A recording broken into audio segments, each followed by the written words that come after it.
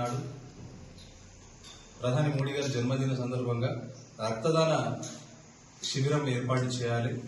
మరి భారీ ఎత్తున భారతీయ జనతా పార్టీ కార్యకర్తలు మరియు నరేంద్ర మోడీ గారి అభిమానులు రక్తాన్ని డొనేట్ చేయాల్సిందిగా ఈ కార్యక్రమాన్ని నిర్వహిస్తూ ఉన్నాం.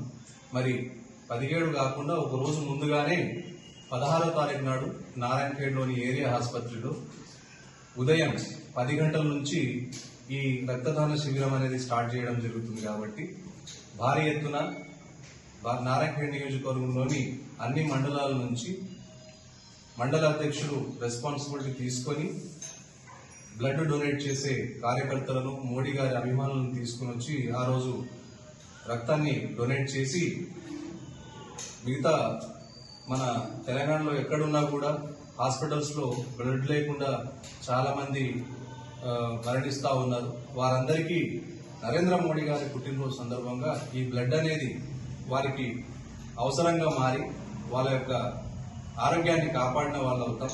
ప్రతి ఒక్కరూ రక్తం ఇస్తే మళ్ళీ 6 నెలల లోపలే ఫ్రెష్గా రక్తాన్ని పునరుద్ధరణ జరుగుతుంది. అప్పుడు మన ఆరోగ్యం కూడా గట్టిపడుతుంది. కాబట్టి ప్రతి ఒక్కరూ రక్తదాన శిబిరంలో పాల్గొనాల్సిందిగా కోరుతూ జై శ్రీరామ్.